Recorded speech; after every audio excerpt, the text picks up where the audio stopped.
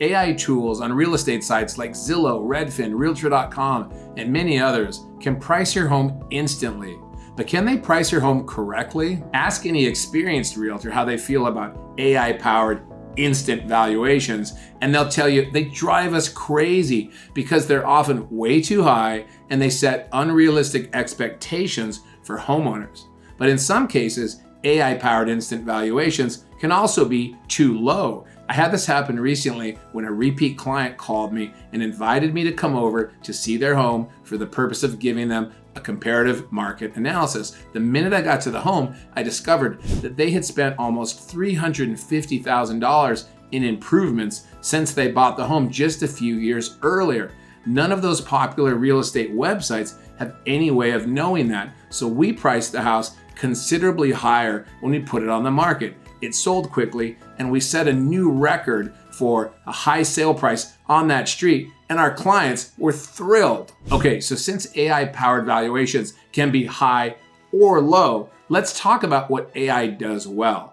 More than anything, what I see is AI gives us the ability to process huge amounts of information, public information such as tax records or MLS data or crime statistics, anything that you want to crunch. It can process that information faster than any person ever could. And if you're looking at homes in an area where there's a lot of uniformity in a subdivision, for example, where you've got a lot of cookie cutter homes that are very similar, AI can actually give you a pretty accurate valuation. But that's just a starting point. Here are some key areas I've noticed where AI falls short. It has no ability to assess and make adjustments for key factors that affect a home's value. For example, two homes on exactly the same size lots could be very different if one of those lots has a steep slope and the other has a perfectly flat backyard. One home could have aging systems while the other has brand new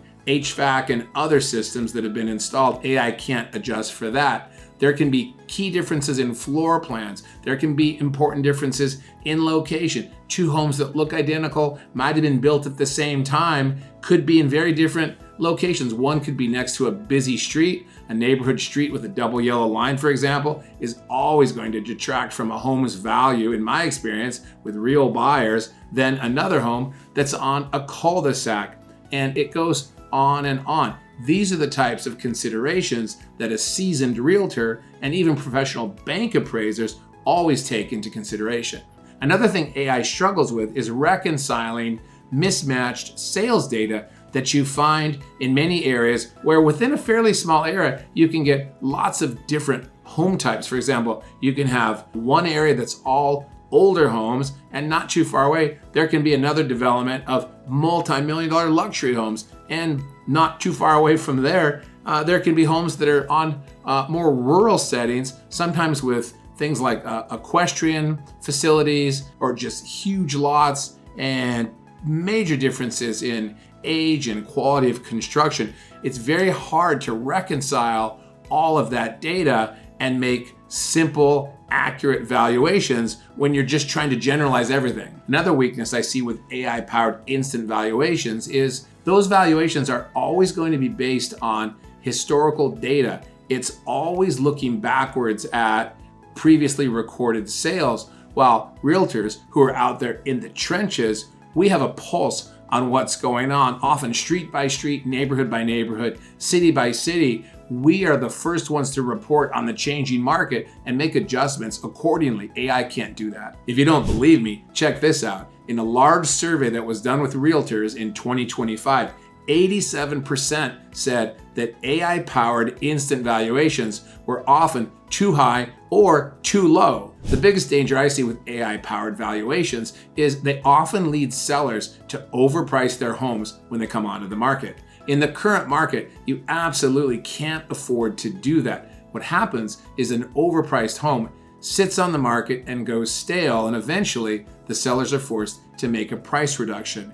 Right now in our current market, in many cases, sellers are being forced to make multiple price reductions. This has an effect on buyers. Buyers perceive that in a very unique way. When they come along and see a home that has had multiple price reductions, they often think, well, what's wrong with this home? Why hasn't it sold? In some cases, that entices them to be even more aggressive about making an offer. And in the end, sellers often wind up selling for less than they would have if they would have just priced the home correctly from the beginning. Okay, you can probably tell where I'm going with all of this. It's my belief that local agents matter now more than ever, but AI has an important place in the mix. Remember, I said earlier, it's a great starting point, and it's fantastic the way it can help us crunch a lot of data. But then a realtor with real experience knows how to go further and select the right comps and make the right kinds of assumptions and adjustments that lead to correct valuations of property, and that leads to successful sales. If you're thinking about selling your home in 2025, don't rely on an algorithm to set its price. Using a mix of AI tools plus a lot of real-world experience, I can help you price your home correctly and create a marketing strategy that'll get it sold successfully in the current market. If you'd ever like to have an exploratory conversation about buying or selling real estate, I'd love to talk to you. All my contact information is below. I'm easy to find. Please feel free to reach out anytime.